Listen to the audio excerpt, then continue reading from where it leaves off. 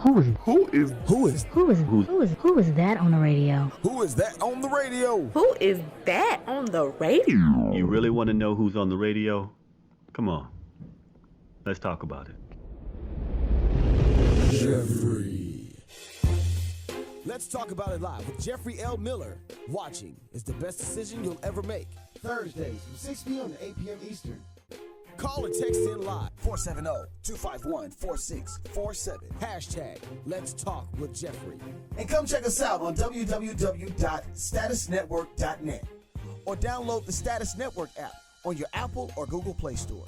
Let's give them something to talk about. It's almost showtime, people.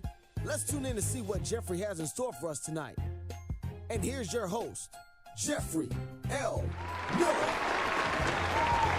What is going on, Facebook family? What's going on, Instagram family? What's going on, Status Network and Manifest TV? It is time for Let's Talk About It Live with Jeffrey L. Miller. Every Thursday from 6 o'clock p.m. to 8 o'clock p.m. This is exactly how we do it. Now, we got another hot show for you today, and today is all going to be about financial literacy. We have some powerful guests that are going to join us today, and we got a couple of other discussions that we're going to touch on as well. It is my extreme pleasure to welcome back a friend of the show. It's been a while since we spoke. Brother Sean J. Harris, welcome back to the show. Hey, appreciate it, Jeffrey. All right, good deal, good deal. Good to have you, good to have you. Now listen, Sean's going to talk about your money. Now look, you can have all the money you want, but if you ain't making your money work for you, you just playing around. We're going to talk about ways that you can take your money and start to save your money, how to get off that check-to-check cycle. That's a serious cycle. You don't want to be on that one. And we're going to talk about other things. But listen, today was all right. Pretty nice day. Nobody getting hurt driving around 285. What the hell is wrong with y'all? I don't understand what's wrong with y'all. It's just traffic. The sun was out. You know, traffic wasn't too bad. My granddaughter loved me. My kids love me. But in spite of all of that, you know what time it is. It is time for you to close your mouth and listen. You ask me some questions, I give you some answers from a man's point of view. Now, I got one reason for the habitually single woman and one reason for the habitually single man as to why you might be single. But before we get into that, here is my disclaimer. Now, see, what I'm going to talk about might not apply to you, and if it doesn't apply to you, I don't want you to put your foot up in this shoe. But if it does apply to you, I want you to put both feet in both shoes and walk around in them because you're about to learn something tonight. Ladies, you go first. All right, ladies, some of y'all are single simply because you walking around wounded. I need you to understand what I'm saying. You walking around still hurting from 3, 4, 5, 6, 7 relationships ago. And you keep trying to build up on that relationship by getting into another relationship, hoping that the best way to get over one man is to get you a new man. We ain't talking about a pair of shoes here, ladies. You got to do the work. You got to do the work to get that old man, that old relationship out of your system. You got to forgive yourself for what you may have done to contribute to the relationship's demise and let go of what you are not at fault for. So you will learn the lesson. Quit going around with baggage, walking around wounded. Because we're not here to heal you by ourselves. We're here to assist you as you heal yourself. You want us to come to you whole, right? You come to us whole. Because right now, you're walking around wounded. It's probably why you're single. Brother Sean, would you care to opine on that one, sir? Well, I would have to agree with you on that. I think, like you said, until you close up some wounds and heal the wounds, will things ever change? But it's like if you stay in the same mind frame, it's kind of like taking a boy out the country, but you can't take the country out the boy. So it's the same thing. If you take a person out of a bad relationship, but you didn't fix the problem, then the cycle's going to repeat itself. It will. I mean, there's no way it can't. Right. Because it's still there. It's like being broke. Unless you change your mindset, you're going to stay broke. All right now, fellas, don't think I'm letting y'all off the hook. Fellas, you are next. Now, fellas, some of you are single simply because you ain't handling your stuff. I need you to feel me on this one. I wrote a blog talking about ways that men could date successful women.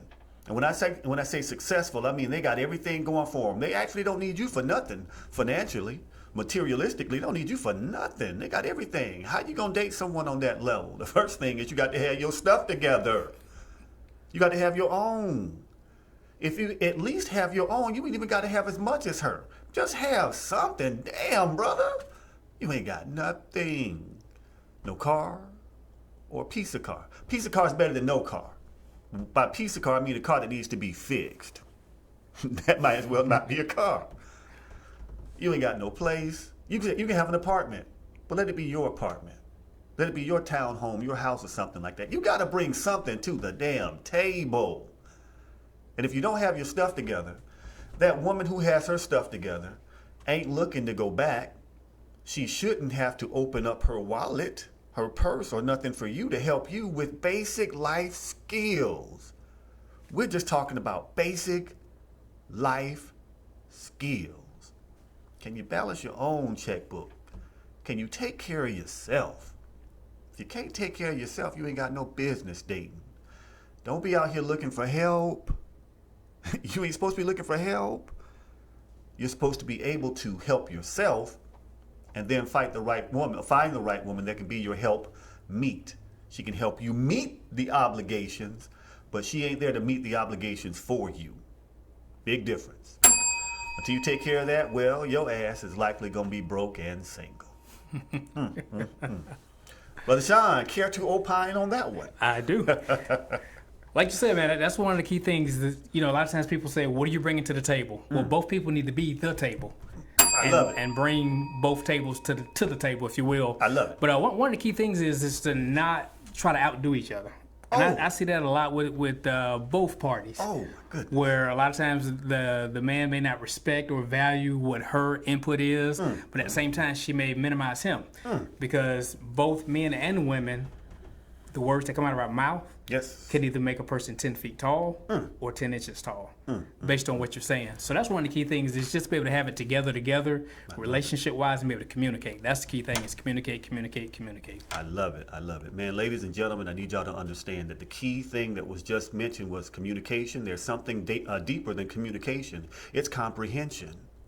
You got to be able to understand what I'm communicating, or you have to be able to understand how they want to be communicated to. You got to know her love language. Ladies, you got to understand what makes that man tick. Because if he knows your love language and you don't know a damn thing about him, he ain't going to stay with you. All right, that's enough of that.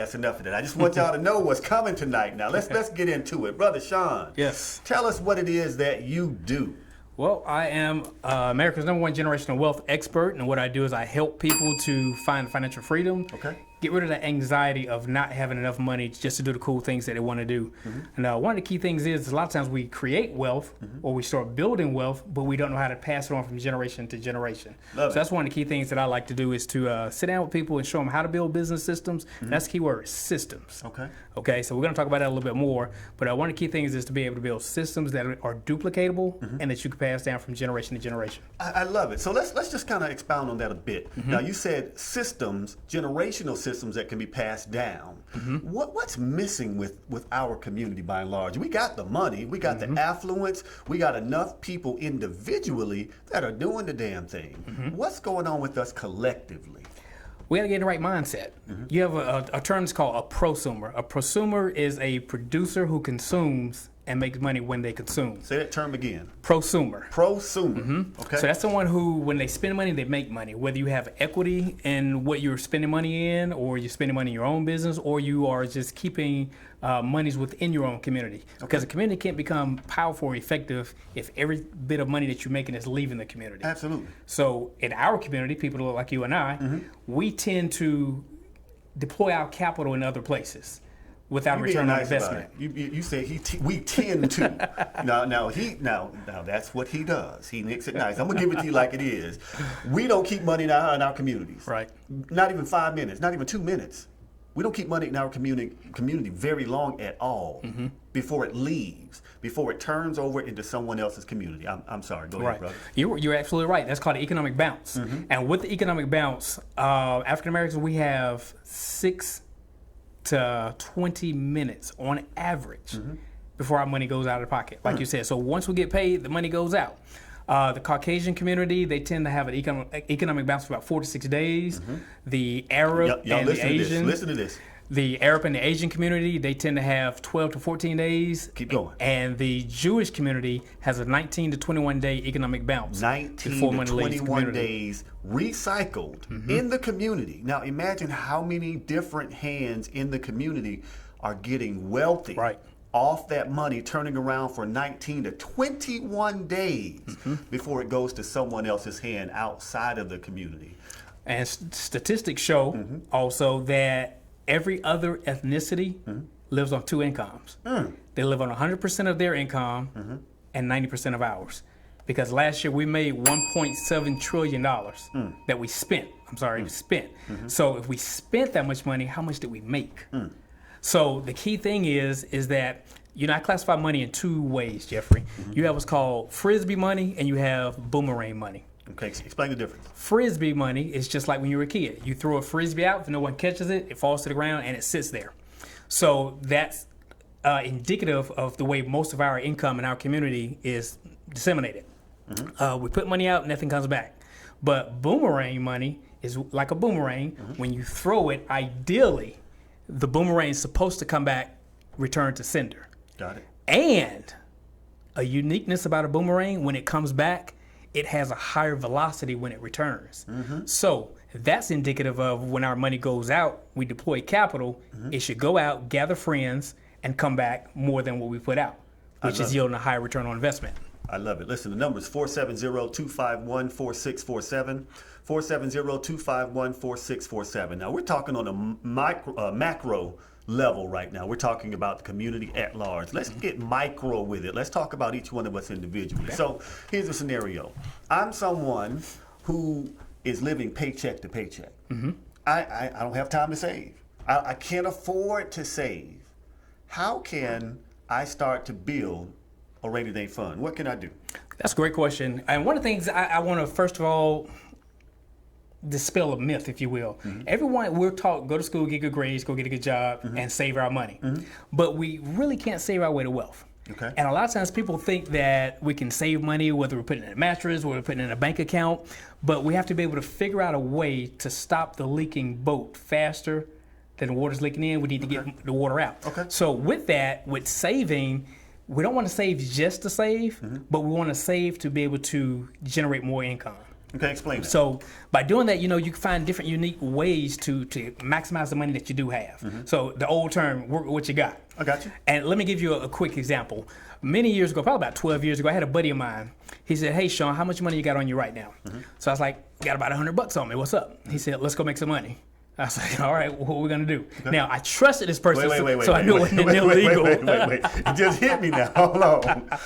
It wasn't nothing getting chopped and screwed, was it? No, okay, no. All right. I'm just checking. It was all good because I trusted him with all my heart. Sure. So he said, "Let's go." I said, well, okay. I didn't ask any questions because that's one thing I realized too, Jeffrey. As successful people, we don't have to know everything. We just need to know enough. Okay. But so many times people, I got to know everything, every detail. So I rolled out with them, and we ended up going to a car auction. And I purchased a car. Yeah. And keep in mind, I only had $100 in pocket. And I was like, dude, I'm not going to be able to buy a car.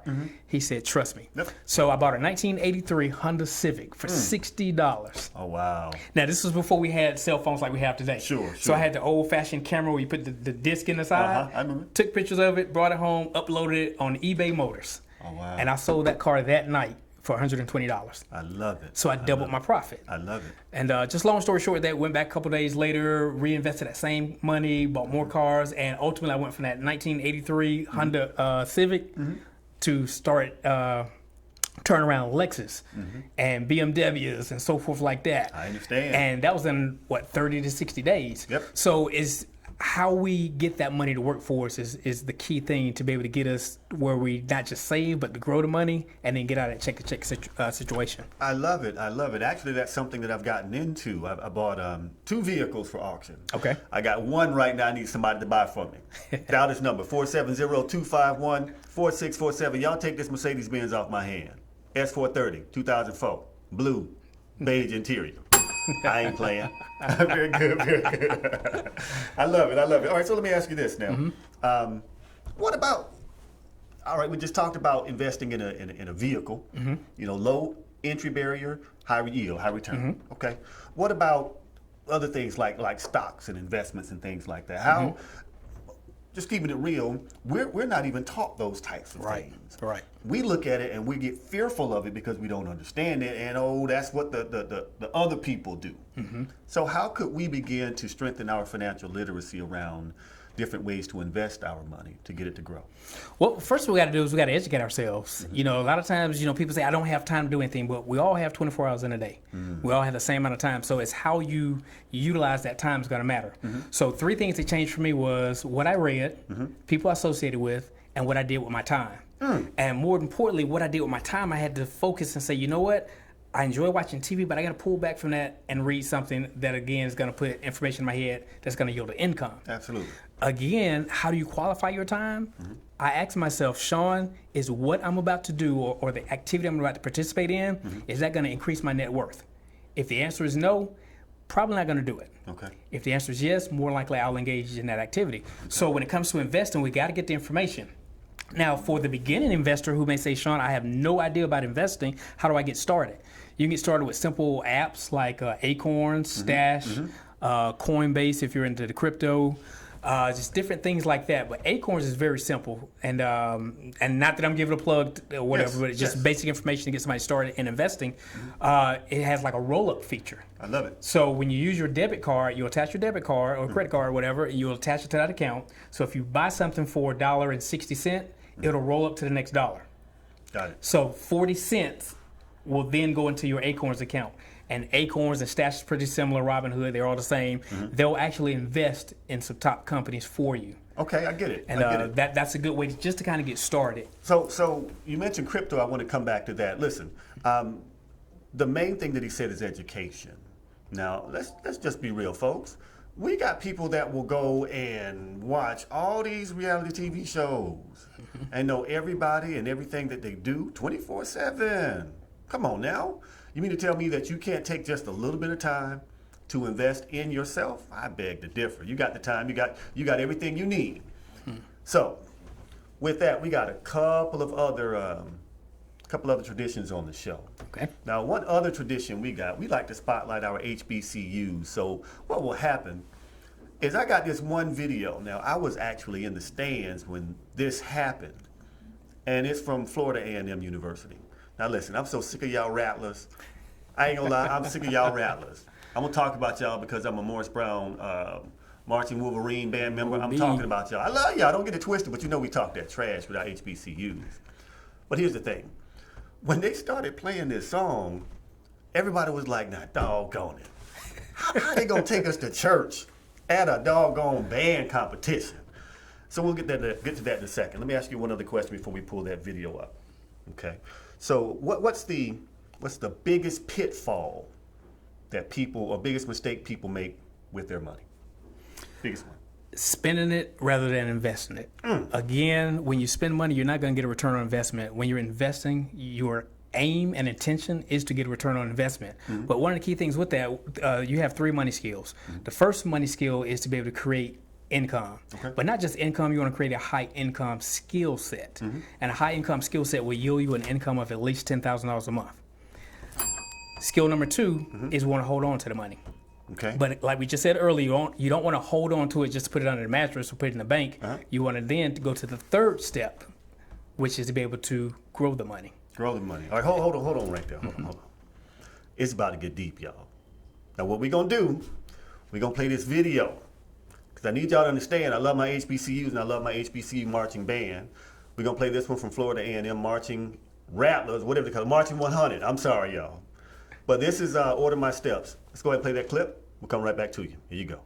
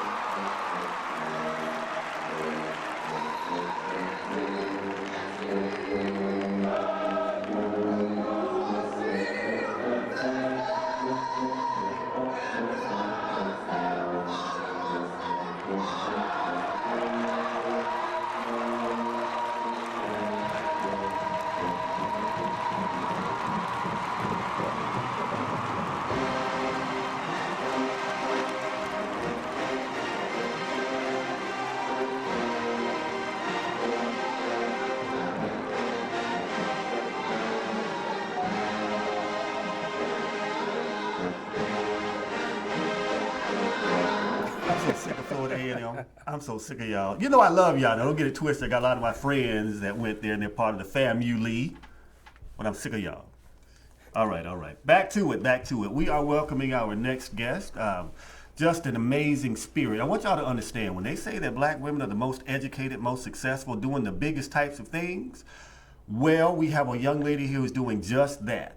And she's the embodiment of what they say when they say Black Girl Magic. She is the creator of the Corporate Black Girl, is that correct? Yes, All Corporate right. Black Girl blog. I am the Corporate Black Girl, your favorite Corporate Black Girl. Brittani Hubbard, welcome to the show. Brittani, welcome to the show. Hello.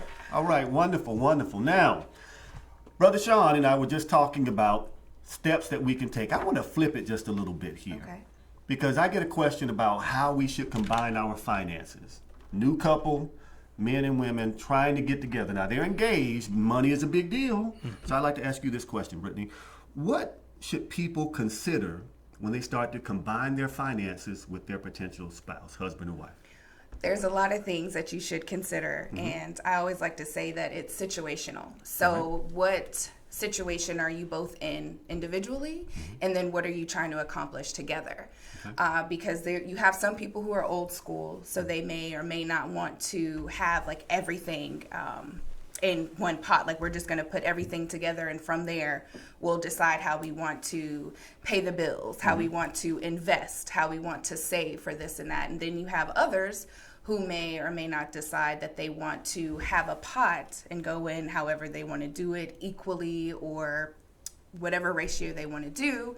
And then our goals will be together, but we'll have our own separate, I call them pots, but separate accounts for whatever you may individually want to accomplish. So it really does depend on the goals. So I tried to say, well, what are you trying to do before I actually give an answer to a question like that? Okay, fair enough. Brother Sean, anything to add? Same thing, pretty much like Reddy just said. One of the key things is communicating those finances, because that is the biggest breakup of all relationships is money.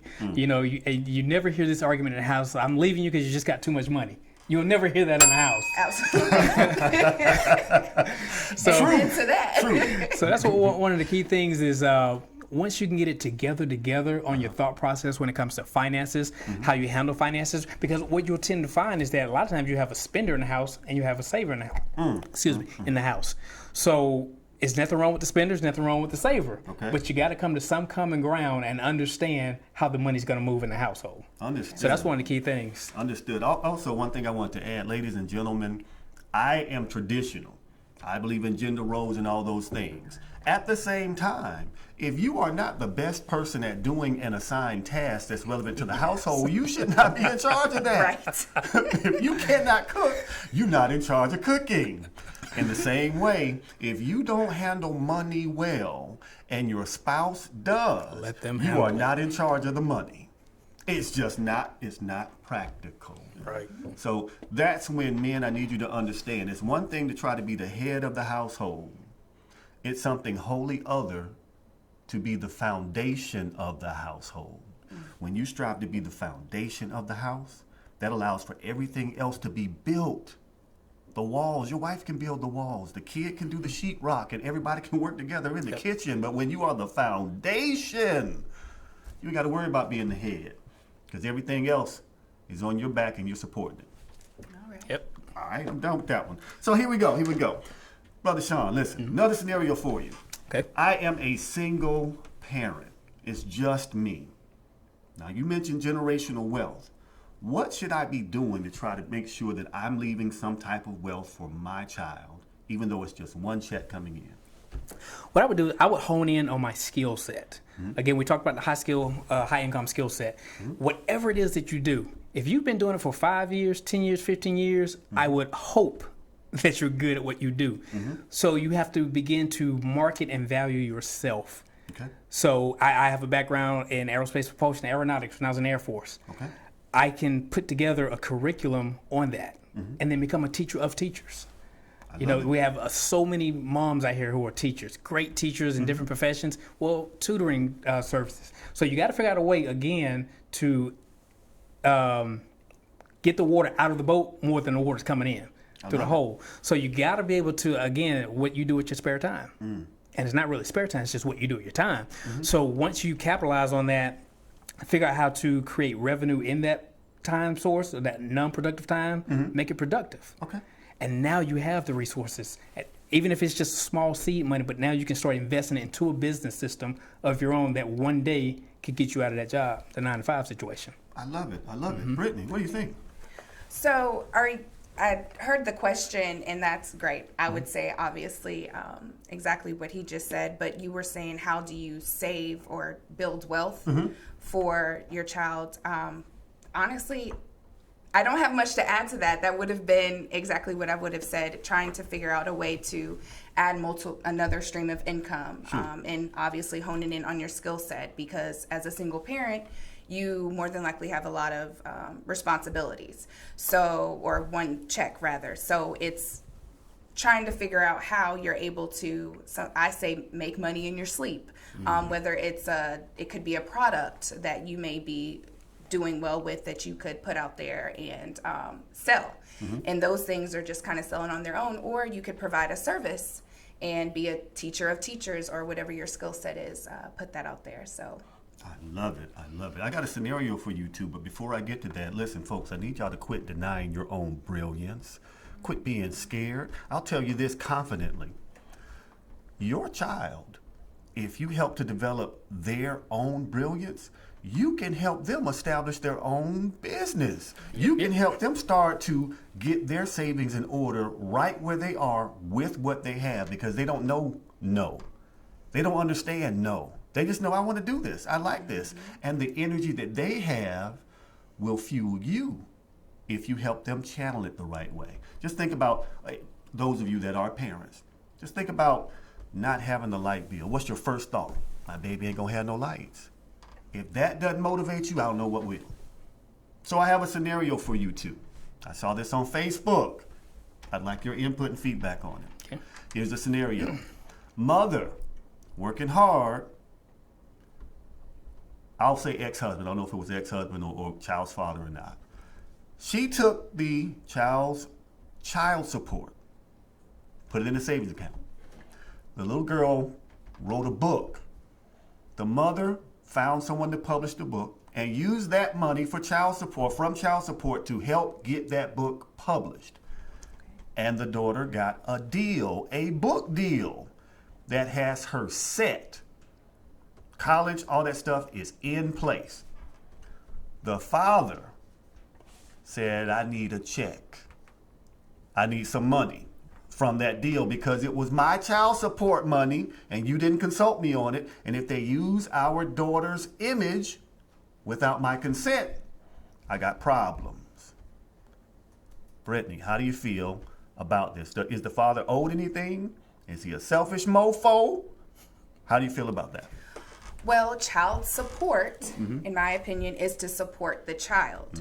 So he's paying a certain amount of money that is allotted per month or however frequently it's paid so that the mother can use that money to take care of the child. Now, it seems like that money that was in the pot, she used it. So obviously she was using her money to take care of the child, right? There was no extra asking, hey, we need more of this, more of that. So she was doing just as she should with the money. So let's say she had used the child support to support the child and then used her own money to do the publishing deal. Either way, it's coming from somewhere, right? So we're just sectioning it off, and now dad is just basically I feel like he just wants a piece of the pie now that daughter is successful because mom decided to push daughter to doing something, or child, I don't know if it was did you say it was a daughter? Daughter, it's a daughter. Right. Yeah, so she pushed her daughter to do something that she really wanted to do. It ended up becoming successful, and now dad just wants a piece of the pie. I don't even know how, is he trying to is he just saying that he wants something? Is he trying to make this legal? I don't know if he's sued yet. Yeah, but I don't even know if he would have he should have some money. Yeah, I don't even know if he would really have a case there, because how can you prove that money is what she used to? She said. Oh, well, she put the money in savings. Yeah. And then she took it to start. So she actually. So she used the money in the savings to support her daughter in her endeavor, right? So that's child support. Okay. Brother Sean, what do you think? I totally agree with that.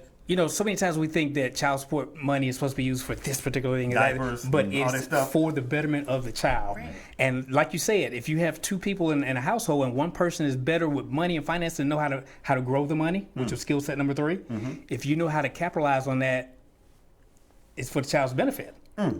Legally, the only right he has is, 'cause I was in a situation similar, when it comes to the legality of having both parents' signatures to be able to do things and to have their likeness broadcasted, you kind of have to have both. But other than that, though, he's not entitled to anything, in my opinion, because the monies were used for the betterment of the child, and that was just used as a investment tool. Man, look, y'all being nice. I did not know. I'm sorry, but I did not know that both parents had to consent on.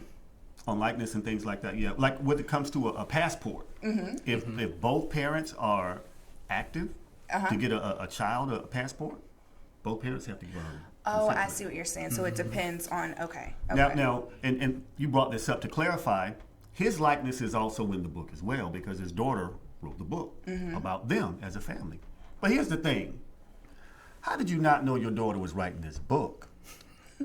That means that you weren't involved enough with your daughter and what she was doing. There is no way your child could be doing something like that and they not bring it to you and say, look what I'm doing, Daddy, if you involved. Right.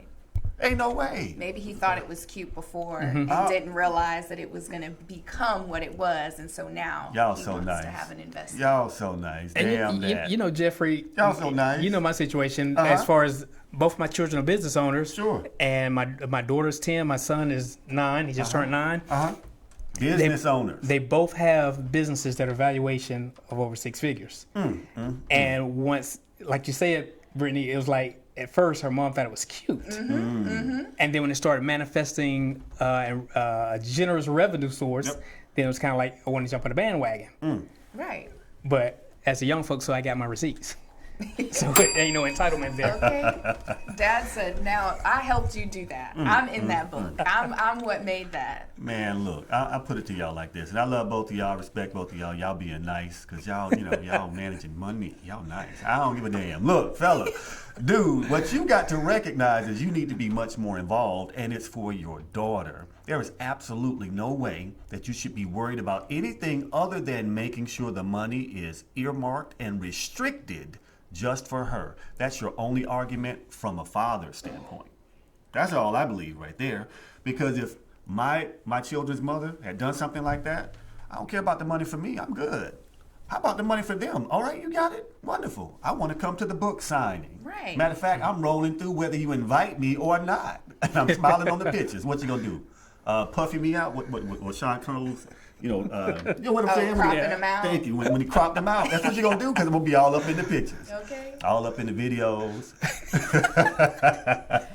With a jig and everything. Thank you. 470-251-4647. All right, let's talk about saving money, or at least doing something other than spending my money. How much of my income, the actual dollars I bring in, net income, should I be putting aside for savings? Brother Sean. I would say 33%, roughly. 33%. And ultimately, you want to get to the point where you have at least 3 to 6 months of expenses. That's what the gurus tell you. You say 3 to 6? Or? 3 to 6 months. Okay. What I would tell you as a generational wealth expert who have 4 generations of wealth building, I would put anywhere between 12 to 24 months in the bank. 12 to 24 months in the bank.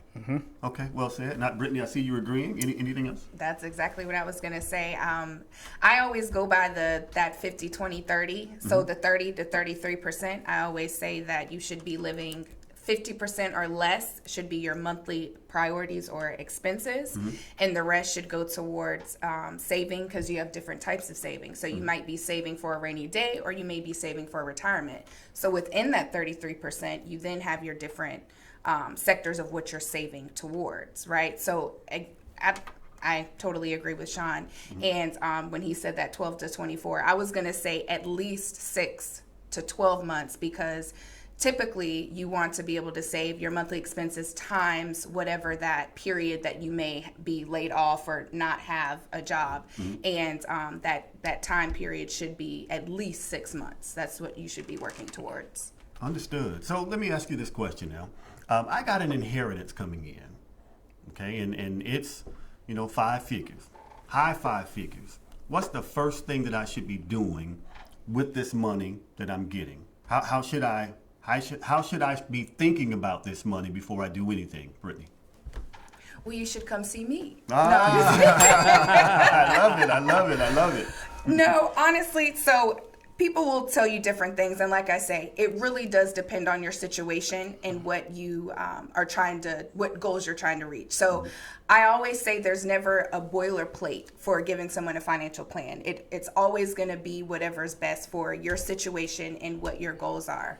The first thing I would say, if you come into an inheritance and you're like, well, what's the first thing I should do? I'm going to say, well, what debts do you have? What do you need to take care of? What do you need to pay off? And then after that, you start looking towards saving, and then you start looking towards investing to grow more money and looking at other vehicles that may even be able to invest, but also have liquidity for your spending as well. Okay. So. All right, fair enough. Brother Sean. Well, I specialize in private family banking. Okay. That's one of the key things we have to focus on, because when we go to traditional banks, they get you. But you can have what's called a private banking system. Break that down. Where everything in our family, if the kids need a loan, they come to the family bank. Okay. But we'll handle it the same way Wells Fargo will, Chase Bank, etc. And I'm also take an equity stake out. Okay. Anyone in the family. This way you start doing things and you start moving differently. And you can acquire different assets that way that a traditional bank doesn't. Okay. Just like with our real estate companies, there's different investments we do. We do some untraditional and unconventional real estate investing as well, that it's a huge market. And I'll give you just an example without telling exactly what it is. If you take $45,000 for an example, and you buy one property, a single family property, you may yield a profit of maybe $600-700 a month, depending on the market, maybe $800. But with that same $45,000, I can put a spin on that in a different real estate kind of market, and I can yield $2,700 a month by having 9 doors. I get it. In real estate, we go by doors, not properties. Okay. Makes sense. Man, I'm feeling rich sitting right here in the middle of all this financial wisdom. Listen, I'm going to tell y'all this before I get to the next question.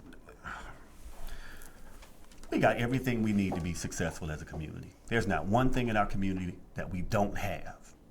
We have, at every single level of excellence and expertise, we have it. Except for cohesion. Except for community. One of the worst things, and I had a debate with an older person the other day. When I say older, I mean old enough to be my grandmother. And I was respectful, don't get it twisted. But I'm just getting dressed down by this older person as if I don't know nothing about nothing. I'm damn near 50.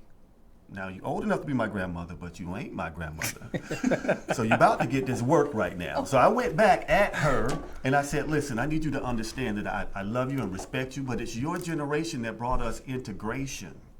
Look at what has got us. So don't talk to me about what happened back in your day in marching and stuff, when as a result, we lost all of our community wealth, all of our entrepreneurial wealth. It's my generation that's fixing that stuff. So what you could do is speak a little nicer to me, first of all, and second of all, you could help me not make the same mistakes you made. Guess what she did?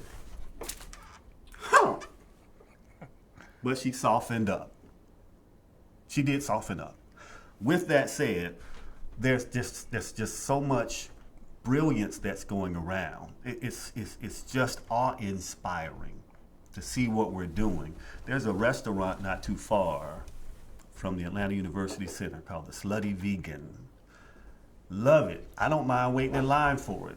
The young lady that started, you went to Clark Atlanta, right? Am I mistaken? You're mistaken. My bad. Okay. But I know what I did. Anyway, she went to Clark Atlanta University, and she found that there were some students who were behind on their tuition who weren't going to be able to continue.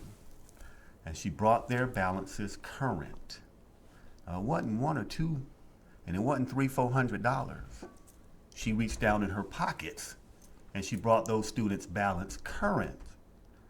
That's the type of stuff that's community building. Because not only did she give back to her HBCU, y'all see how I brought it back around to HBCU love? Not only did she give back to them, but she gave back to those individuals. You think they're gonna forget that? That's planted a seed in them to understand how important it is to give back. We're on the right track is all I gotta say. All right, so let's get back to it. Now, Brittani, first of all, before we go forward, tell us a little bit more about what you do. What else are you involved in? Give us the goods. What else is going on with Brittani? Okay, well, I am a trust officer, financial advisor by day, and I say by night, I am an advocate for financial literacy and money management, and I also trick people into believing in themselves. So I I do that honestly by listening to people. They'll call me like the professional plug, right? So if there's something that somebody says that they want to do, but they just don't understand how they can accomplish it, oh, I know someone who can help you. I know this person who can do this. So it's all about getting everyone to really understand that whatever it is that you want to do, there's a way to do it, and everybody needs resources. So that's kind of how I started my Working Women Wednesday Corporate Black Girl Edition, and I just had my Working Women Wednesday mixer on the 20th of November, which was very successful. There was plenty of bosses in the room. It was funny because one girl did say, there's so many bosses in here. And I'm like, well, you know, a boss brings other bosses out. So that's what I do. I do a lot of, I also do hashtag lunch bag Atlanta. Now, what's that? So we package lunches every third Saturday of the month, but what makes it special is we put little notes in there of inspiration. So as we're passing them out, not only are they getting a lunch, but they're also just getting that note of love and to let them know that they are still human beings. Well said and well done. I love it. All right, now, Brother Sean, now, first of all, how did you get into what it is that you do? Well, I actually come from a family of entrepreneurs. My great aunt and uncle actually owned one of the first African-American owned hotels here in Atlanta in the Auburn Avenue district. And they actually owned the first and only at that time black-owned taxi service. So both my parents owned companies growing up. We own 7 corporations today. Both my children own 2 different corporations each. And they're 9 and 10 years old. So it's always just been an entrepreneurial spirit in me. I got bit by the bug early. Mom and Dad said, hey, go to school, get good grades. If you want to get a job, get a job. If not, go build a business system. The same thing we teach our kids, except I teach them go to school, get okay grades, and go build a business system and employ yourself, your family. Make sure you pass. There you go. Okay, okay. And, I was a C student. I remember I had a high school counselor, I'm not going to say her name is Byram. She told me that the most I would amount to would be a warehouse worker. I went on, like I said, to go to the United States Air Force, got a background in aerospace propulsion, aeronautics, and all that highfalutin stuff. So I say that to say I ain't no dummy. You see what I'm saying? So it's all about what type of education you get. I love it. Okay, now speaking of, you mentioned banks and you mentioned financial management. What if I'm a person that doesn't like the idea of putting my money in the bank? Because I'm sick of what these banks do, and there are a couple of banks that closed not long ago during the Great Recession. If I just don't want to be dealing with banks, what are my other alternatives? Brittani? Well, you could always look to do a cash management account. So you say banks, but credit unions, like membership credit unions, are you get the same feel of a bank, but they don't necessarily operate as a bank. Approval levels are usually better. I have a credit union account myself. So you're able to utilize and get the same banking systems without being with a major corporation if you're worried about banks closing or you don't really I can't get approved here. I can't get this loan. Usually credit unions are a little bit more lenient. Fees are a little bit lower. But I also, those cash management accounts, which they're, if you know about Roth IRAs or Roth 401ks, they kind of work the same way as a 401k or IRA would be, but so with the investment portion of it, so you're able to invest and get out that investment return, like a higher yield on the amount of cash that is in the account. Okay. But you still have that access and liquidity that you're able to take out and pool just like at a bank. Whereas, of course, so it's similar but different, because with your 401k and your IRA, it's more so longevity. So there may be penalties to pull out. But cash management accounts they're utilizable if you don't want to go into a bank. There are fees that are associated with that. So depending on how much money you may want to put in there, those fees sometimes are waived, but that's something to look into if you're just absolutely against banks. Or, I mean, there's always the shoebox, but I wouldn't recommend that, but there are ways to do that without being at a bank. Good deal. Thank you so much. Brother Sean, any other ideas? Well, as I said earlier, my number one route for putting my money is in a private family banking system. Secondly, what I would do is put most of our capital in real estate assets. Okay. That's always been tried and proven. Everything is based around real estate. Bottom line, all banks sit on what? Real estate. Okay. Again, there are some unconventional things we do in real estate that yields a higher return as opposed to a regular single family house, which that could take you anywhere between, if you're into house flipping, that can take you 6 months to a year to half a year, just depending on the project. Our alternative real estate projects that we work on, we're showing what we pay back to some of our non-credit investors, we're paying them back anywhere between 12 to 15% return on investment in less than 60 days. Now, 12 to 15% is outrageously high. So that's the liquidity that we get early. So that's kind of like the corn and the potatoes. But then we still have our oak trees, which is the mainstay of the real estate. Another option, too, is look at some QRPs, qualified retirement plans, where you can then move capital gains from real estate and some other investments that you have towards your 401ks, or actually just the monies that you capitalize in real estate. You can move that to a QRP, and you can start moving money around through LLC to LLC without getting penalized tax-wise. Understood. And I'm not a tax attorney, so that's just my personal experience. I'm just speaking on personal experience. Disclaimers. Y'all see their asterisks is floating by both of their heads. Disclaimer right there. Everybody check me out for a second. One thing that we also have to be concerned with is when grandma and grandpa them pass away and we got their property, it doesn't stay with us very long. It ends up being taken over taxes, as an example. And then someone comes and buys that property for pennies on the dollar once they take that tax lien, and then they flip it and they sell it, and all that wealth that grandma them and grandpa them had set aside for us is gone. No more of that stuff right there. No more of that stuff right there. They can come into our neighborhoods and begin to gentrify them because we don't stick and stay where we are. We get a little money, then we move. Right now in the West End, there's a young lady, she's been in this community since the 50s, still holding on to her property. The properties around her went from being $45,000, $50,000 to $200,000, $300,000, same house. But someone with a higher tax bracket moved in. And that begins to push the tax rates on the properties around her up. And it gets more difficult for her to afford her property taxes. Forced out. And she's forced out. Now, she's still there, and she's still fighting the good fight, but a lot of people ain't there no more.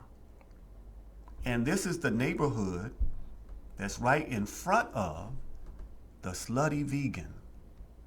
I want you to see how perilous this thing really is. We got one of our business owners out there doing the damn thing in our neighborhood that we're being forced out of. We got to get our wealth up. We got to get our thinking up. We have to make our money go to work for us. Last thing, and then I'm going to get some more information from each one of you. The gentleman by the name of Ray Kroc, who did not start McDonald's, but was responsible for McDonald's blowing up, changed the game. One of the largest owners of real estate in the world is McDonald's Corporation, because they don't own the buildings. They'll franchise you the building, but they will not franchise you the property. That's their property, and you will pay them as long as you want to be a part of their franchise on their property. So if you are an HBCU and you got this land around your HBCU, you can come up with some type of agreement, a ground lease agreement. We still own the property. You're going to pay us perpetually for it. It's a new revenue stream. You can do that with your own grandma's house, grandma's land. You can do that same type of stuff, but you got to stop thinking about the expenses that are there and start to think about the opportunity that the land gives you. Yep. All right. Brittani, how did you start Corporate Black Gurl? Ooh, so Corporate Black Gurl originally was just, so I've always been a writer. I have my notepad. I was showing one of my friends the other day, like I could be out and about and I'll think about something, I'll just write it. And so it began coming to all these conversations, and the blog was really just a way for me to just be like, you know, I'm this corporate black girl growing up. I had different types of adversities, which was a little bit different. Like most people will say, well, you know, growing up, I had it hard. I didn't necessarily have it hard.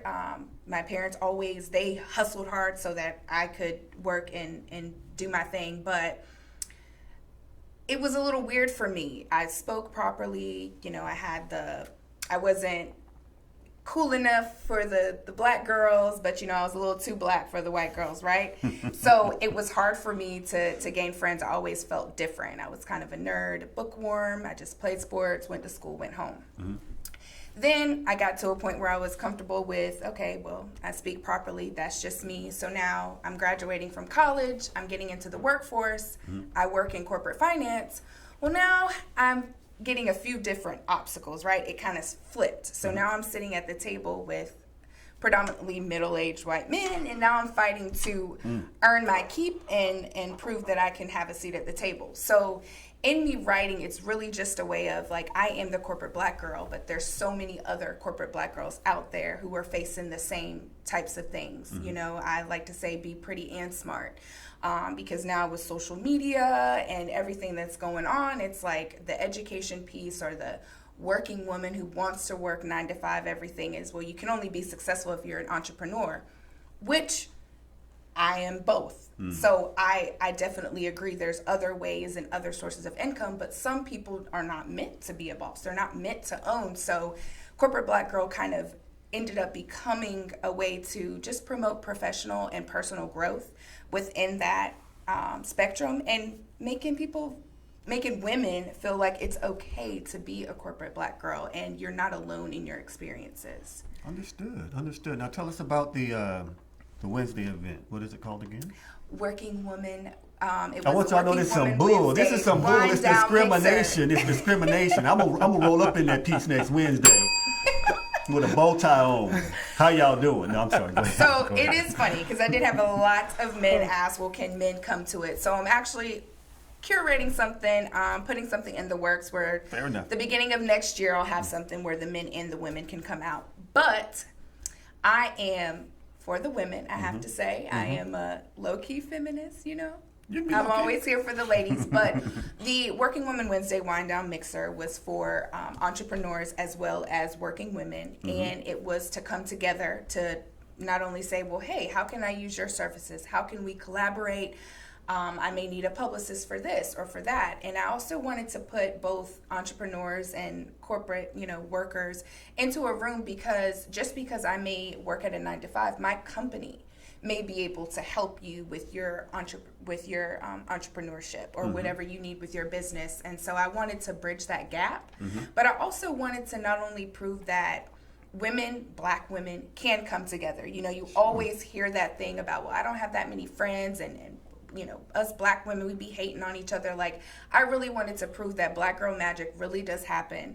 There is a big network out there of a lot of successful women, and it was a good time. It was a good time to share. It was a good time to let loose. We work really hard, and to have a bunch of like-minded women in there that could expand their networks and use each other's services. Now, don't get it twisted, fellas. We're not supposed to be jealous of what they're doing. We're supposed to do our own thing. And then when women are looking for the right type of man to partner with, we're ready. Right. So I didn't ask, could I come? I said, hey, I want you to come on the show. I want you to talk about what you do, because I saw the results just on Facebook. and some of the comments that I saw, I've never spoken to Brittani at all. But when I saw what she was doing and I saw the results of it, the impact of it, what we have to do as men, we have to support those types of things wherever we can. And then we can get together for Brews and Bow Ties coming in 2020. Okay. A networking event for men. Brother Sean's going to be in the house. That's right. Brews and Bow Ties. I'm telling you right now, when I put it out there, y'all asses better show up. Because I ain't going to spend my, you know what I'm saying. But I applaud you for that. Very well done. Very well done. I appreciate that. I got a video coming up on Black excellence because whenever we do anything, it's always excellent. But let me get to Brother Sean. Brother Sean, tell me this. Now, how can people, first of all, acquire your services, get to talk to you more? Where would they go to see more about Brother Sean? Well, Generational Wealth Academy, well, my website for that is Gen Wealth. That's Gen, not G-I, I mean G-I, but Gen Wait a minute. Wealth Academy. Now, we're not talking about gin and juice. No gin and juice. All right. Gen. Gen Okay. wealthacademy.com. My email address is CEO@SeanJHarris. That's Sean S-E-A-N. Letter J Harris.com. On Gen Wealth, that has some of our courses. On SeanJHarris.com, that has a few more of my other products. I've written 27 books now on business development, finances. 27. You're a slacker. You ain't got So- a 30 yet. All right. You ain't got a 30 yet. You're killing me. I got a third that just hadn't published them. I love it. 27 published. He's like me over there writing, So- not putting it out there. Yeah. So those are the best ways to get in touch with me. I will be speaking tomorrow at the closed conference right down the street at the Porsche Hotel, the Porsche Factory. That'll be Shea Brown production with speakers there. So that's the best way to get in contact with me as far as being able to get consultation, coaching, etc. Love it, love it. Brittani, if someone wanted to inquire about your services or get in contact with you, how would they reach you? They can reach me at, so you can always visit the blog site, and it's corporateblackgurl.com, but that's Gurl. Or you can reach me at Brittani, and it's BRITTANI at corporateblackgurl.com. I'm on Facebook, Corporate Black Girl, as well as Instagram, Corporate Black Girl, and that's Gurl. I love it, I love it. Thank you both for coming out. We really Thank you for having appreciate us. it. This is a necessary conversation. Now, we're going to show this video on Black Excellence, but before we get to it, if you ain't talking about your money, you ain't talking about nothing. Right. If you ain't really looking at your money on a daily basis, you really ain't doing nothing. A colleague of mine had her accounts compromised. Credit cards run up, I think it was 5 figures that ran up in identity theft on her. Cloning accounts, getting credit cards and everything. This just happened. And she is Trump tight on her money. It can happen to anybody. So make sure you're paying attention. And if you can, if you have not already done so, put a freeze on your credit. It's free. Put a freeze on your credit. It helps to ensure that nothing will happen as much as can possibly be prevented. Put a freeze on your credit. Make sure you do that. All right, we're going to play this video. We're going to switch things up. When we come back, we got Nala in the building, and she got something to say. Go ahead and roll that clip on Black Excellence. Here we go.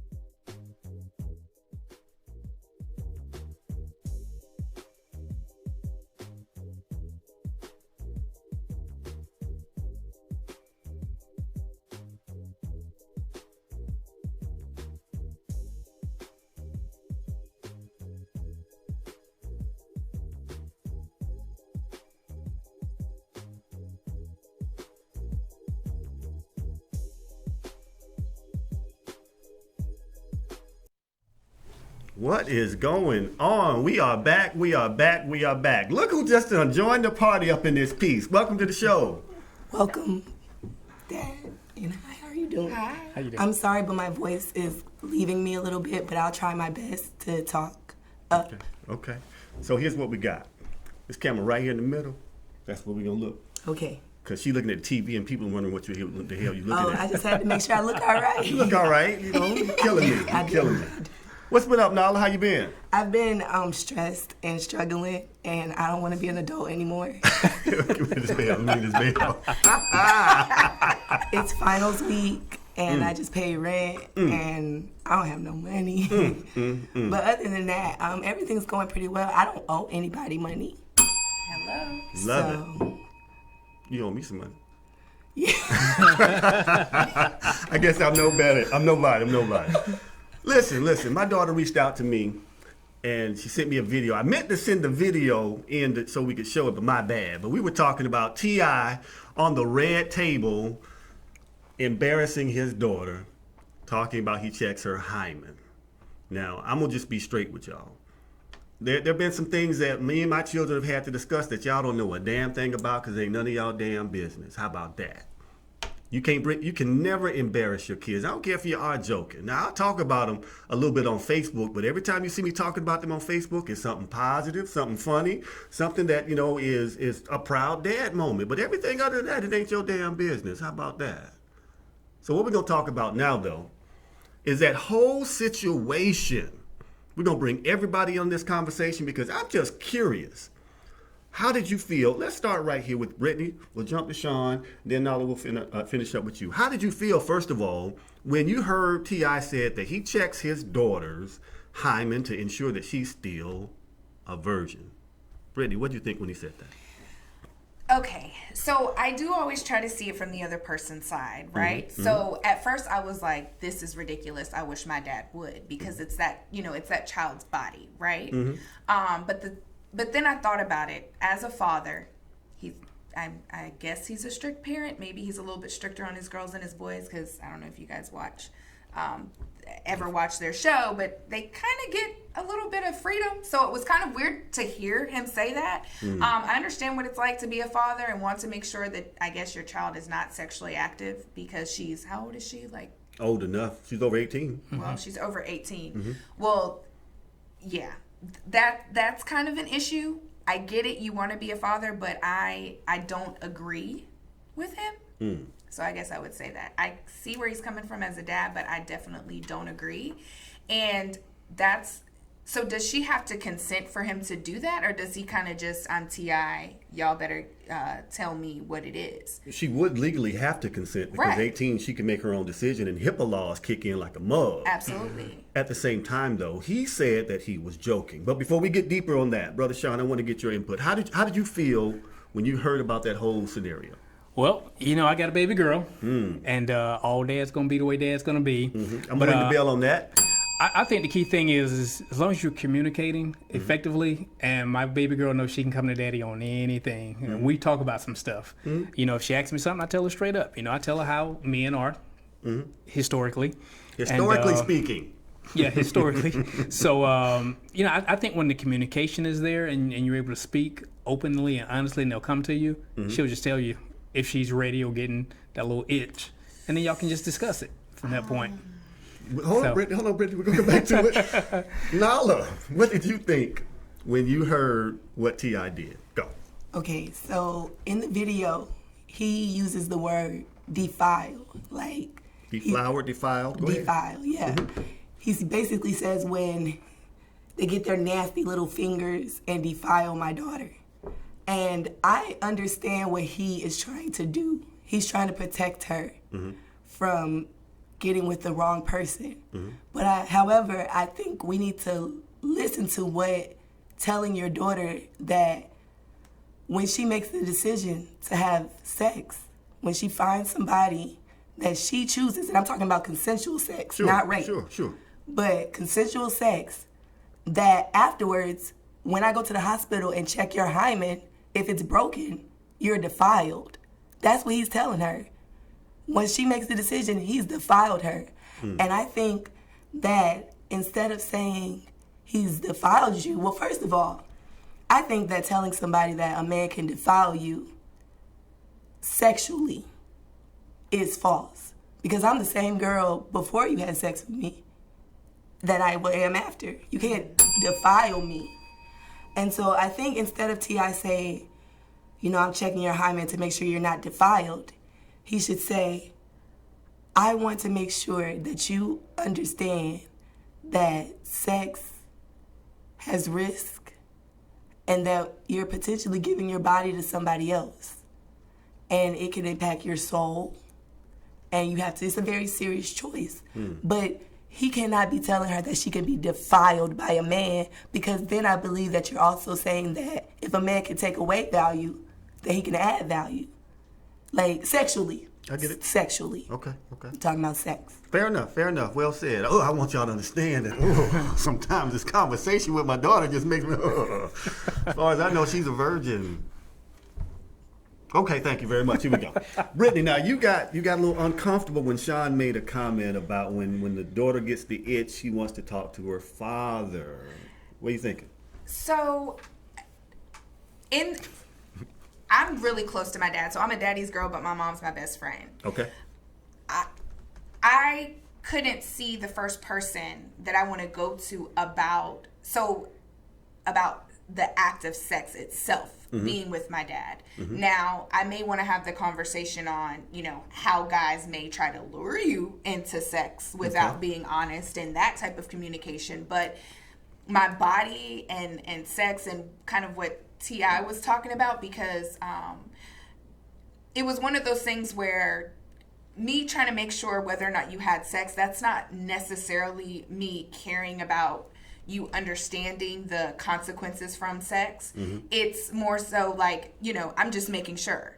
So in what way could we translate that to become like, well, I'm checking your hymen because I care? Because once the hymen is broken, and if it did happen sexually, because medically your hymen can break from other things, not just sex.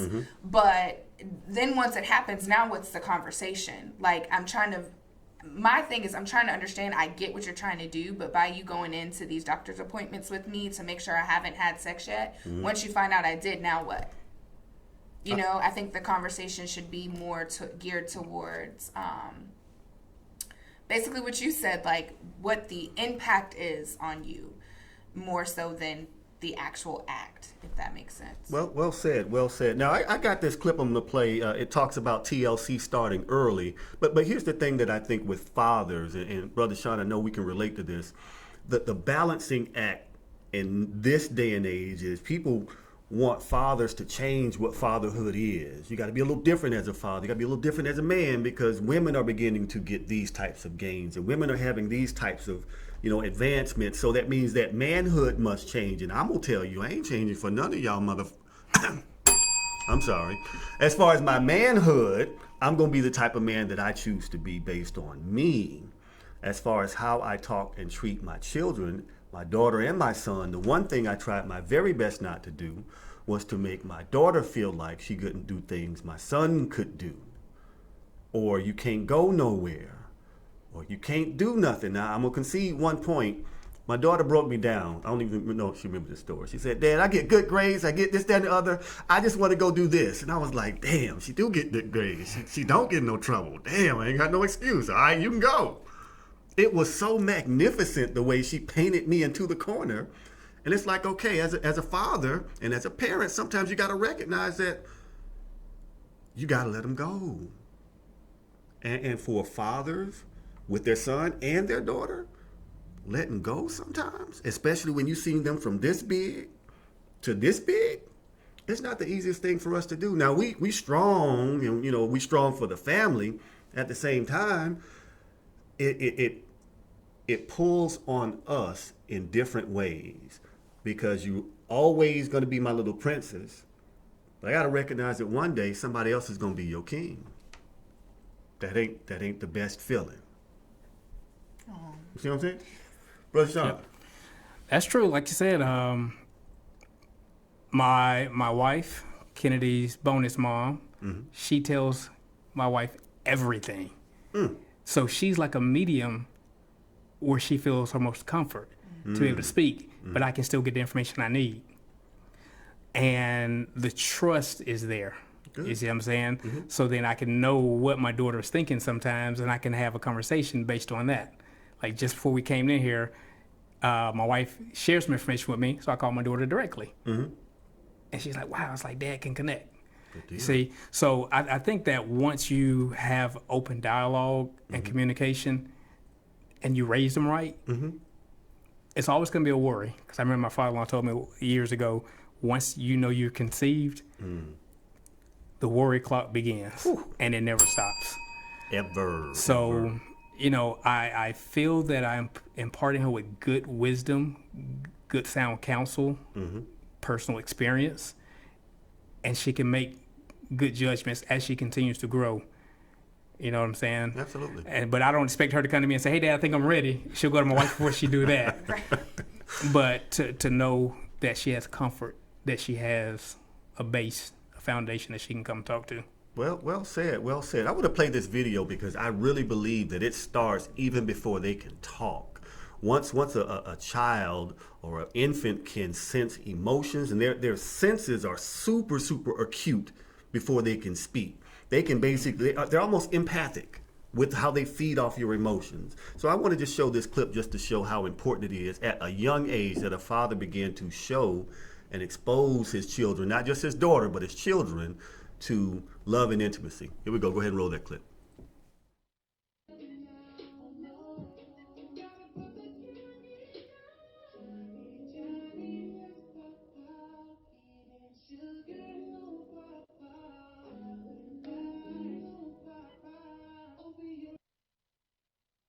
The cutest little thing ever. She's comfortable. My wife is cold. Put your hands back up here. I'm comfortable. I love it. Very important, men, especially men, that you show that type of attention to your children. All right, let's get back to it. Here we go. Now, let's talk about this whole thing about men controlling bodies, because this one right here was like, I'm ready. I'm passionate about this. We're going to talk about this, so let's get at it. Nala, here we go. Tell me about what you were saying the other day about how men should be careful and how men should stop trying to control women's body. Let's talk about it. Go. Okay, well, I think what we do is we tell girls that, you know, you're defiled, right? But we look at it, what it also tells boys. It gives them that. And it's almost like why it's always different when a boy loses his virginity versus why a girl loses her virginity. We have to look at what it's really saying. Like if we're telling our daughters, once you lose your virginity, you're defiled, we're telling our little boys, once you take her little virginity, you're a defiler. You taking something from her and you possess her now. So this is why I believe women go on to get, you know, breast implants and ass shots and stuff like that, because they've given men the power to defile them. So now they're trying to get the power. You're trying to give the men the attention. They're trying to get the power back from the men. Okay. And so we sexualize our daughters by not allowing them to be sexual. It's not defiling. I believe that sex is a very soul and intimate process. And I think if we educate our children on the soul and intimacy and the bonds and the connections that sex, I keep saying soul, that sex creates, then they'll have a better understanding of why it's so important to wait. Because, you know, when you're young and you are experimenting, you don't think about the consequences, even if you keep it real with your parents, even if they communicate. And that's another question I had about T.I. checking hymens. Instead of just checking hymens, why doesn't Deja feel comfortable to just say, hey, Dad, I lost my virginity? Like, why do you have to check her hymen? Like, I thought that was extreme on T.I.'s part. And in the video, I know you asked what happens next if I check the hymen and it's broken. He answered, that means you're grown now and you're making grown people decisions. And so I have to treat you like you're grown now. That's a fair point. I want to stop right there. I want to get the panel involved. Brittani, how do you feel about what she said about how we force women almost to over-sexualize themselves to get control? What do you think? She said too, like, she said two things. So essentially it's one of those situations, and it's going to make sense when I say she said two things. So we're now, essentially what we're doing is we're giving men the feel of they have this power over us. So it's so much deeper than just, sex at this point. So now I'm feeling like, well, if he defiles me, he has this power. So we're teaching women that men taking, your virginity or whatever, they're taking your power away, right? But what are we teaching the men about when they are this? So we're teaching the women that these men are taking your power, but how are we teaching the men to take care of that power? Or when they, you see what I'm saying? Fathers are always having the sex talk, one, with their daughters. It's very seldom that it's being, we're teaching our daughters, well, don't have sex, you're going to end up getting pregnant, you're going to catch something. But then you're telling your son, yeah, son, go out there and sow your royal oats, you're that man, be a player or whatever. So we're teaching two separate things, and it's this never-ending cycle. And so now we're having women feel like, well, the power is, and they say that the can I say vagina? Yes. Okay, vagina's power, but how are we teaching the men how to actually work for it or respect that power? So it has to go from both ways. So that's one thing that she did say, and it is true. Like, it causes women to do certain things to enhance themselves, so that way they feel like I've got my power, and because of how I look and whatever, you're craving me. So now it's like, it's that sense of, well, I'm giving it to you because you're craving it, rather than he's just taking it away. So I think that women do that to feel better about themselves, what they think makes them feel better about themselves physically. So now when I do give it up to you, it's my decision. Fair enough. Brother Sean, what do you think? I think one of the key things is, first, we got to tap in to the self-image and the self-esteem. It's like Cat Williams said, it's self-image. But with that, they still need the guidance from the parents to help them develop that self-image.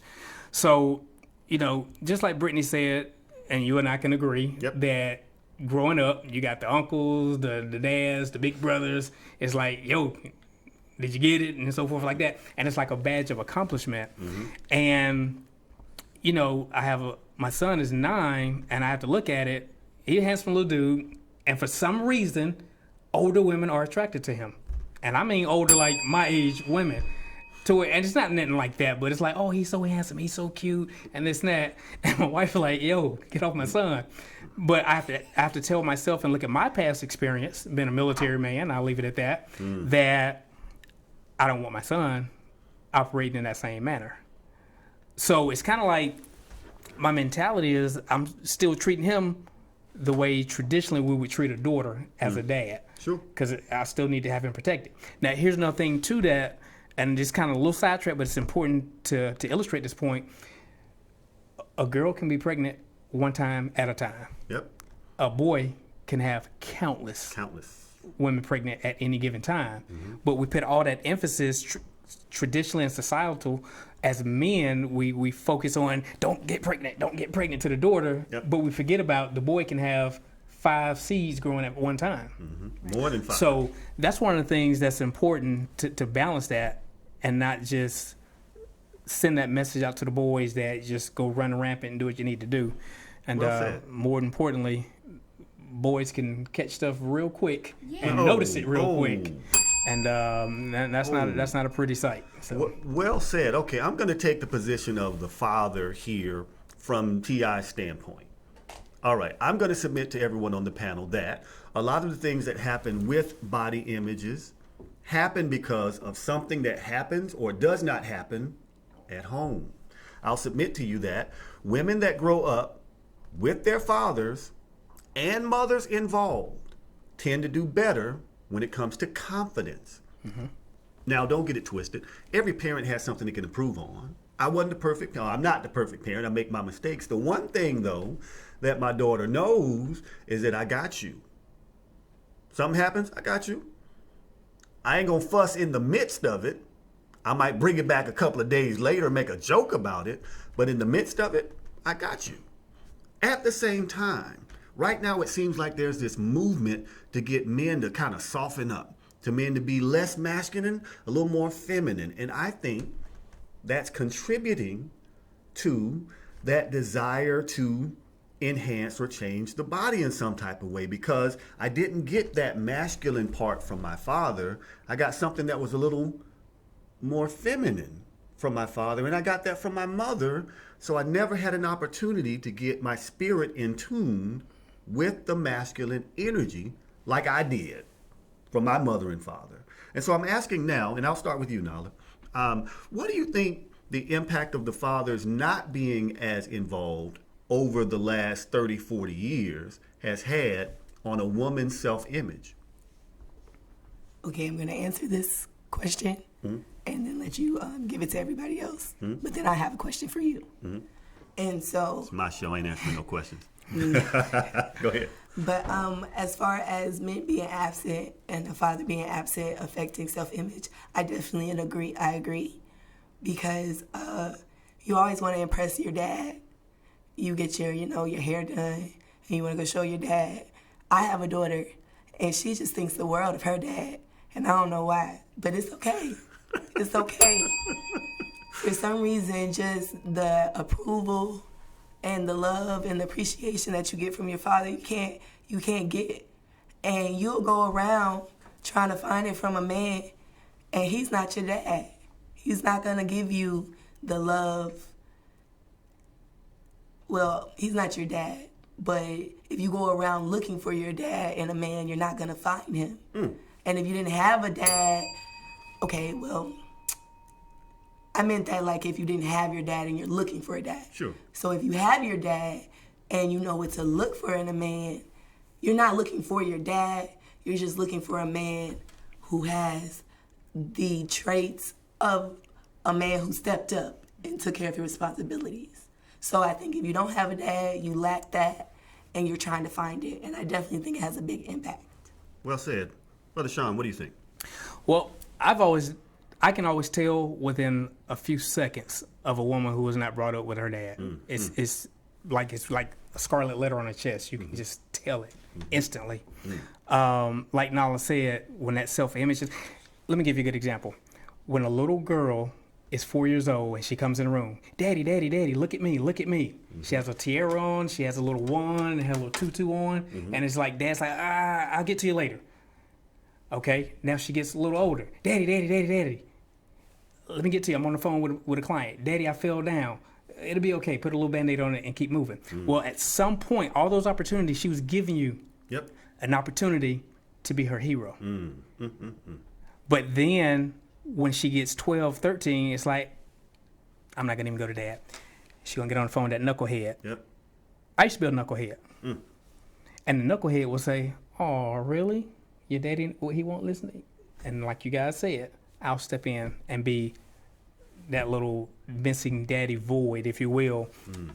And then, because her self-image wasn't strong enough and daddy didn't take advantage of the moment to be the hero, now the little knucklehead is the hero. Or a false image of a hero. Yeah, has an opening.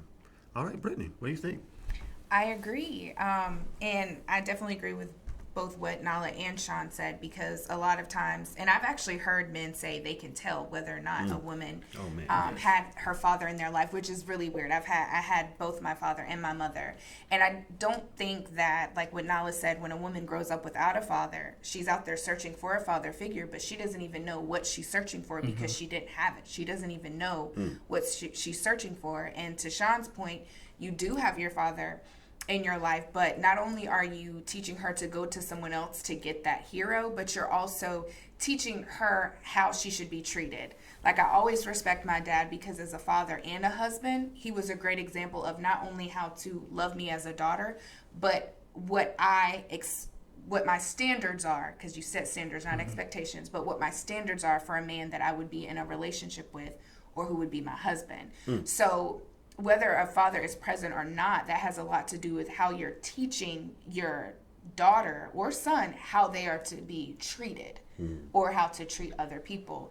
And I think that that's very important. Like, it's not just one thing to be there or to be in a home, you've really got to show that affection, and you have to lead by example. Because like for a woman who has her dad in the home, if she's seeing her dad disrespect mom or putting her hands on mom, you start kind of cultivating that mindset of, well, that's okay, or I guess that's care. Like, you're confused on how you should feel, and then that goes into self-image. So yeah, as Cat Williams says, like, it's your self-esteem, esteem of your MF and self, but how you feel about yourself and that confidence really does come from that love and affection that you lacked or had when you were being brought up.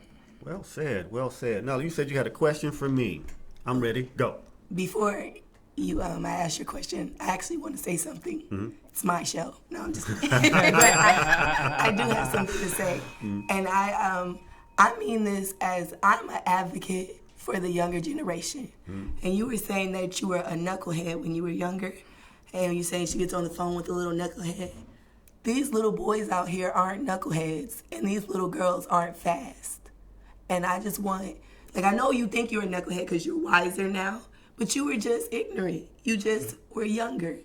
And so I think calling little girls fast, calling little boys knuckleheads, calling little boys this, we got to cut all of that, because that's what the self-image is coming from. If I'm calling my daughter's boyfriend a little knucklehead, and every time he come around, I'm treating him like a little knucklehead and not giving him any respect and showing him, you know, just respect. We got to show the younger generation respect so they respect themselves and they respect each other. Now, for my question with you, we were talking about, you know, how we're trying to make men soft. Yep. So in relation to this T.I. hymen situation, do you think he, by having to come on and discuss his decision, are we questioning his father choices, or do you think he went too far? Yes, I do think we're questioning his choices as a father, because that's what everybody's doing. Now, in reality, he made those comments publicly. You make those type of comments publicly, you subject yourself to public scrutiny. So he's earned this scrutiny. I don't agree with checking his daughter's hymen. As many times as you had to go to the doctor, most of them were with your mother. With those critical few times that it was me and you going there, there was a certain amount of respectful distance. I was in the room, but I was respectfully distant because you are a woman. Now, it's different when you 2-3. That's one thing. But as your father, I still wanted you to understand that I respect the fact that you are a woman. So in these critical appointments, I'm over here in this corner, but I'm here just in case. Right. All right, so that's the difference. I think I really believe he was joking. I really do. At the same time, though, when he went on and he said this, he said, you want a father to step up, but you criticize the father for being involved. What's a father to do? You know, when he said that, that completely resonated with me, because I don't care who you are or what you got to say. With my children, because I am involved, I'm going to do what I believe is best for my children and the household as the foundation of the household. What you got to do should be in your household. But if I put it out there in public, I'm inviting someone to come in and scrutinize me. And I think that was his mistake, by publicly embarrassing his daughter. First of all, joke or not. And second of all, I don't think he's done enough to make it right with his daughter. You can go on the red table talk all you want to. He stood his ground. I get it. That wasn't the time to stand your ground. Just a little more humility, a little more contrition, and maybe your daughter being there. Maybe your daughter being there would have been better. That's just how I feel about it. Well, can you touch on what you mean, or elaborate more on what you mean by men becoming more feminine? I sure can. Yes, yes. Let's talk about this one. All right, so as an example, and we've talked about this before, my daughter had a flat tire. I left work, came to change her tire, because that's what's supposed to happen. I get there and I'm changing the tire. Her little boyfriend pulls up. Nala introduces, hey, Buster, this is my father, Mr. Miller. Hey, I'm saying, hey, Buster, how you doing? I'm still changing the tire. This little... he walks over and starts talking to my daughter while I'm changing the tire. What he was supposed to do, pacifically, was to come over there and start to help me change the tire. Or learn how to change one because he probably didn't know how. You know, I believe in personal accountability. You might not know how to read. Nobody ever taught you. But once you're grown, you have the responsibility of finding a way to learn yourself. So he could have brought his little crusty ass right over there and grabbed a lug nut off the ground and stood there and handed me this. And he did nothing of the sort. Walked right over there and talked to my daughter. And I told her a couple of days later, you need to dump his ass. You let his ass go. Because he's too soft. It's just too soft. I was talking to my son. I said, what do you think the difference is between you and your friends? They never grew up seeing a father. They don't know what a father looks like in the household. They don't have the father template. And so we have a generation of men right now that don't have the father template. They have the concept of a father from TV and their own internal desires. And it's caused them to be just a little softer than my generation of men. You couldn't keep me in the house. I got all types of scars on my knees from jumping out of trees and scratching my knees up. Just what little boys do. Now, little boys so pretty. I mean, their mama have them dressed head to toe in pretty clothes. And the little boys walk around like this, scared to get dirty because I'm clean. That's just what I mean right there. Okay. Are you not seeing that? So no, I see that. I just wanted to understand and have you elaborate. So what do you think about a man who would say, you know, I may not know how to do that, but I got the money to call someone who can? Does that still make him a little feminine, or does it excuse it because now I may still talk to you, but at least I can call somebody who can take care of it for you? Okay, I completely understand that argument. Well, actually, Sean, I'm gonna let you jump in. He said, Yeah, because I see you over there. I see you Jeffery. peripherally. So I'm gonna let you jump in, Sean, and I'll come back, and then we'll get Nolly in on it. Go ahead, Sean. Okay, here's the deal. Like you said, so many boys in this generation have no clue how to be boys and men. I saw a kid just the other day walking down the street with a tire over his shoulder, a flat tire for his bicycle. I said, dude, where you going? I'm going to the gas station to get this tire fixed. You know, you and I, you had a wrench on the back. Yep. You had the rubber kit and everything. You rubber pop that thing kit off and you do it right there on the spot. We know how to cut grass. We know how to change oil. You know how to change tires. And when you said that about dressing pretty, it's called outfits. That's what the girls call it. And I tell my wife, I say, don't tell my son he has on an outfit. He has on clothes. That's it, clothes. Because that start putting that stigma in their head. So now, when a guy says, I will pay to have it done, now at this point in life, I can do all that stuff. I can fix a jet engine. I can fix a car engine. I can do anything physically. For my time, now I pay. Yep. Because if my billable rate is $2,000 an hour, and I waste time and spend $25 on a $25 task, I'm losing money. Yep. So that makes sense, but I have the skill set that I know how to do it. But this generation, unfortunately, a lot of them, they just don't even know how to do it. So when they use that, it's like a cop-out to just kind of say, well, I just pay to get it done.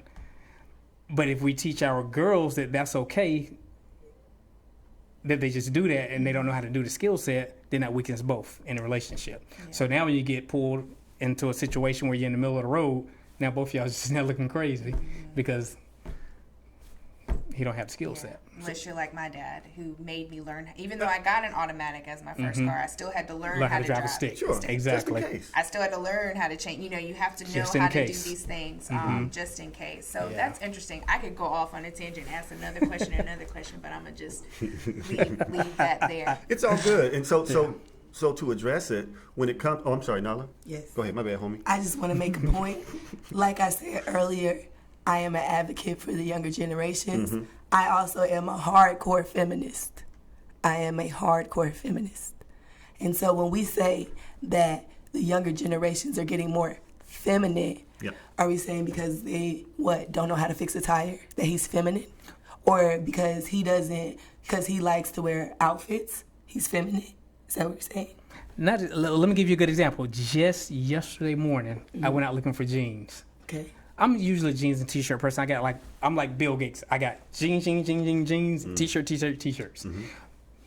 Yesterday I realized I needed some more jeans. Right. And every single store I went to, these jeans are tight. Okay. That's feminine. That's feminine. I went to 4 stores yesterday looking for just some regular jeans. Right.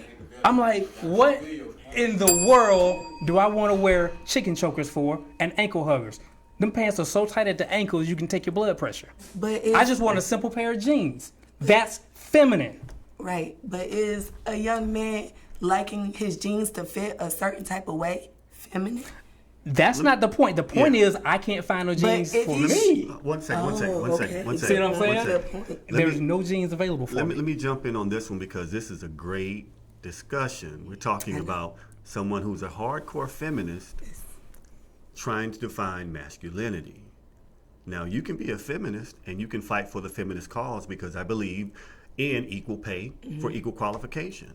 I believe that a woman is just as valuable, equally anointed, and blessed as a man. I don't believe that men and women are equals, though. I believe men and women do things differently, and they are designed to balance. So when you teach a young lady to do things that are uniquely qualified to or designed for her, that's not in any way, shape, or form a stereotypical type of teaching. It's just how you are built. If you teach a young boy certain things based on how he's built, that's teaching him to be equally graced, equally blessed, and equally blessed over here, and they come together to balance. Here's the thing I have a problem with some feminists. Some feminists believe that for them to advance, men have to change. There's merit to that. There's some things that do have to change, such as disparate treatment in the workplace, such as unequal pay for the same work. Those things have to change. They don't have anything to do with manhood. That's policy. That's law. When you start to tell men you have to redefine what manhood is, you lose the messaging. Feminism is not about changing who I am as a man. It's about changing the policies that discriminate and make women feel less than and pay them less than and cause them to get lower credit lines, Apple credit card, than the man that they have a higher credit score does. Don't talk about no algorithm. An algorithm isn't going to mess something like that up. That's programming. When you check, are you a male or a woman? That's programming right there.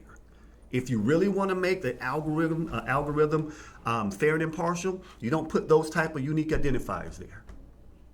You just don't do it. Bottom line of it is, I really believe in the feminist cause. It can be done without changing what a man should be. That's just how I feel about that. Can I throw something in there real quick, Jeffery? Throw it on in there. Then I'm gonna throw something. Okay. Everybody throwing something. I got something to say. I had Good. I had a young guy who demonstrated less than masculine behavior, I guess. And I asked him, I said, I just talked to him. I used to be a police, so I'm just used to talking to everybody, homeless folks, whatever. And I said, tell me a little bit about yourself. Give me your story. So he said, well, when I was growing up, and I've heard the story from several people, he said, growing up, my mom always talked to her girlfriends about my dad. My dad ain't sugar, honey, iced tea. And then it came over to him was like, you just like your dad. You ain't this, you ain't that. Then it came to men ain't this, men ain't that. So he said that his mom was his figure of authority. So what mom said is golden. Right.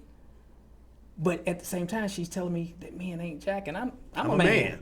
So now he begins to question himself, his manhood. And when he got older, he just started having different thoughts. Because my authority figure, my mom, and even if you're straight, your mom's still your mom. Fair enough. You know what I'm saying? Fair enough. You would knock somebody out with your mom. So, but he felt that she can't be wrong because that's mom. She won't give me wrong information. I want to bring Brittani in on it. Brittani, go ahead. And then So I just want to make sure that right to the mic. I'm sorry. So I just want to make sure that with, saying that men are feminine, because there's two things, right, that I've been thinking about as I've been hearing you guys speak. So we want the feminist woman to still not, jeopardize the masculinity and what it means to be a man.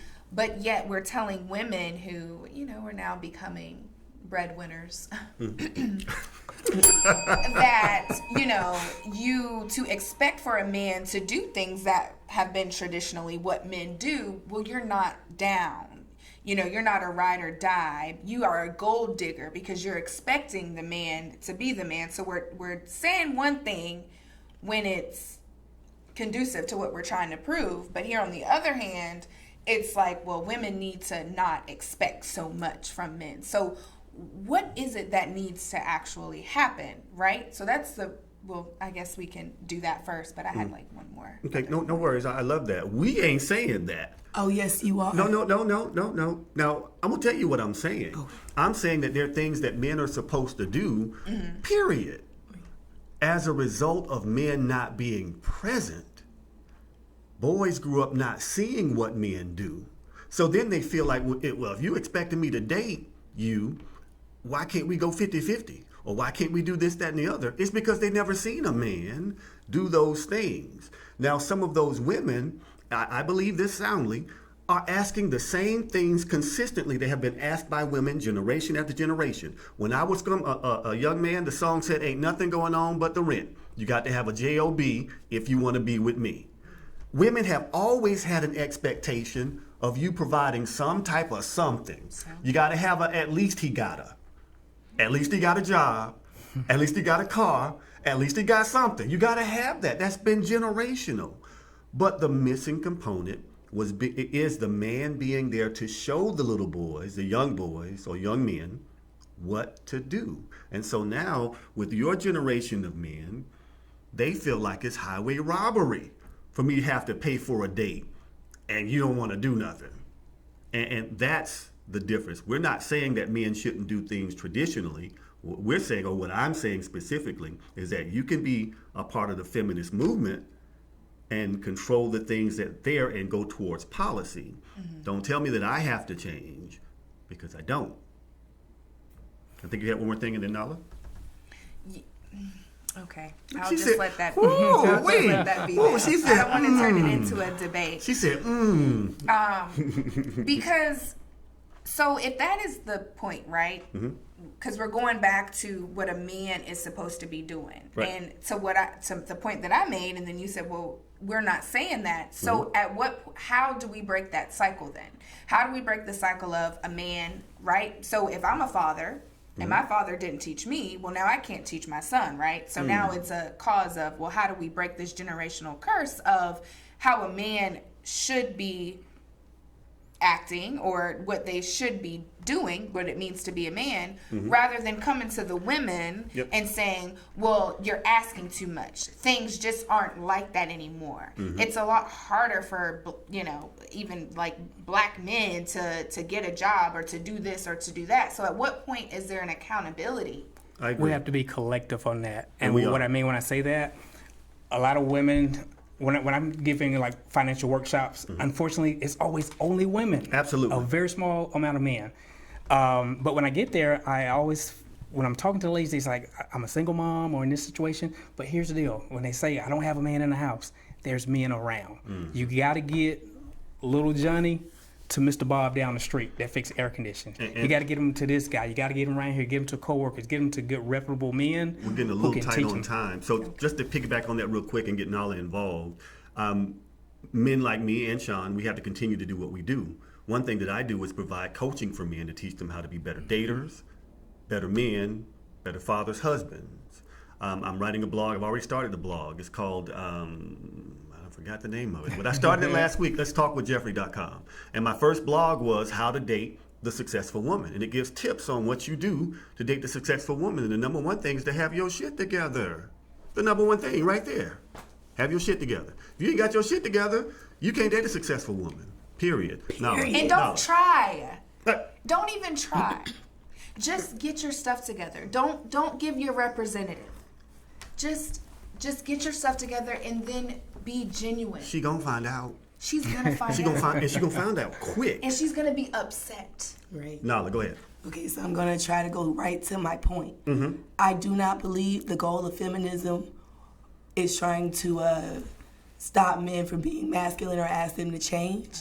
I think we're trying to just change the entitlement that men get from women. There are policies, but I'm talking about how these rappers will tell a woman, she's a hoe, and you're not getting none of my money, or you gotta do this for my money, or you're not worth, just the entitlement.